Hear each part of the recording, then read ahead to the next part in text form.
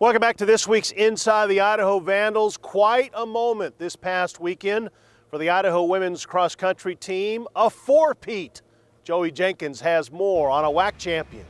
As if winning a WAC championship wasn't enough, the Idaho women's cross country team made history by winning their fourth straight WAC title, which is something that no other Vandal women's program has ever done. And the streak doesn't stop there for Idaho. Her second consecutive Western Athletic Conference cross country championship. Round of applause for Idaho's Hannah Kaiser. Also, senior runner Hannah Kaiser was voted the WAC Cross Country Athlete of the Year for the second straight time. Six-time WAC Women's Coach of the Year Wayne Phipps knew he had a special squad when he saw the immediate impact that his freshmen had. To start off with, we were a little bit surprised with that first win. Maybe surprise isn't the right word. You know, we had recruited very well and got a good group, and we had a good group returning, so we knew there was a chance to win. But then after we won and we saw the impact that those freshmen made, we realized this was a really good opportunity to win all four. And then, like I said, it really came more tangible after we won that second one, and you think, okay, we won two, there's no reason why we can't win another two. As far as the future is concerned, Coach Phipps has no problem with winning more championships. Well, I think the motivation for winning four was definitely there. After that, we hadn't really thought about a fifth, also with us shifting conference, so it wouldn't be a fifth WAC, but it would be a fifth conference title in a row. But that certainly will be our goal again. The Vandal women secured their fourth straight title after finishing ahead of Seattle U by 23 points. For Inside the Vandals, this is Joey Jenkins. Thank you, Joey. Some good news and some bad news for the women's soccer team, but the best news of all, they're headed to the WAC championship. Rick Clark has more on what was a wild last match of the regular season. With a bid on the line to make the tourney, the Vandals returned to Moscow to take on the Red Hawks at home. Idaho came out strong in the first few minutes, with junior Katie Barron scoring in her final home match as a Vandal. You know, I'm trying to think of Alyssa Peace pressured the keeper, popped out wide, and Kavita was in, and I was like, oh my gosh, I gotta go. And it just was a perfect ball in, and to be honest, it hit my head, and my headband came over my eyes, and so I didn't know if it went in, and then I saw at the last minute it hit the net. I was like, oh my gosh. So exciting. After the Vandals' goal, the Red Hawks took over the game. They tied it up in the 25th minute.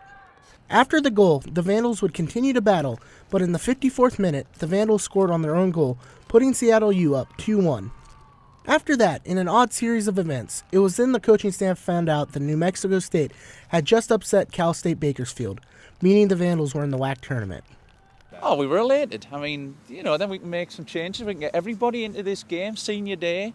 But again, the seniors are going to the WAC tournament this will be their fourth year in a row. So they know what it's like, and I've just told them in the locker room there, they've got to let the younger players know what it's like so they can enjoy that and take every moment as it comes. Seattle U scored one more goal in the 68th minute to seal the victory. Despite the loss, the coaching staff along with the players were happy after the game. Well, I mean, it was unfortunate that we lost, but it showed today and in Friday's game that there are moments that we can definitely compete with Seattle. We're playing Seattle U first game in the WAC tournament, but I mean, we can win, we can beat them, so I'm excited. The Vandals open up the WAC tournament with a loser-out game against Seattle U on Friday, November 8th. The game will be played down in Las Cruces, New Mexico, which is the site of the 2013 WAC tournament.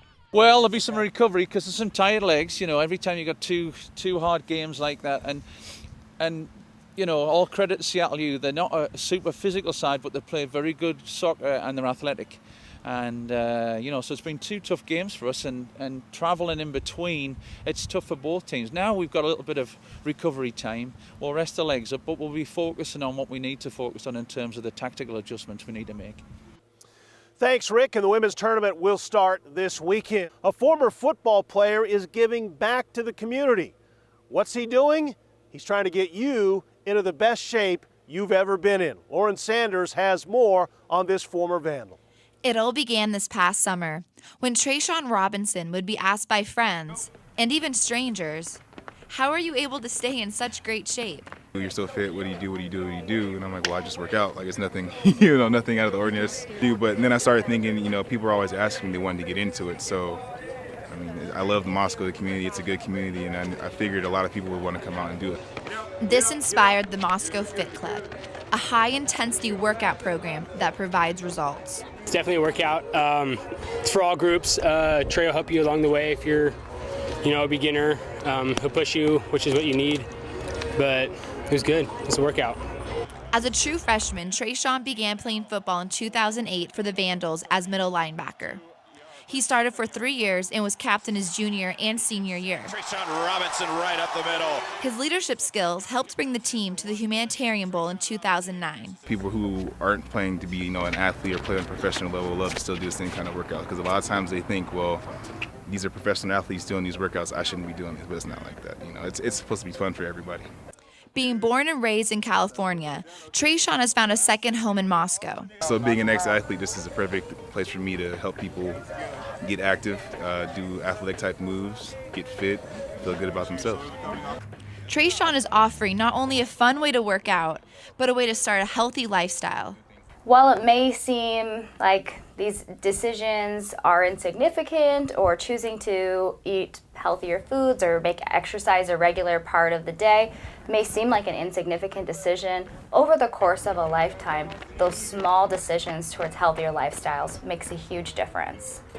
And if Moscow Fit Club couldn't get any better, Trayshawn does his workouts for free. The best things in life are free. They say a lot of things don't come free, but when things are free, people are more willing to do the work, more willing to come, and excited to come and do it. For Inside the Vandals, I'm Lauren Sanders.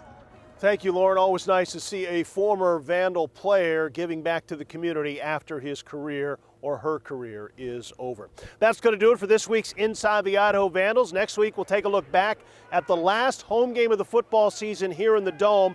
Plus, we'll visit with Don Verlin. The basketball season is underway. We'll visit with the Idaho men's coach. Next week, when Inside the Idaho Vandals returns.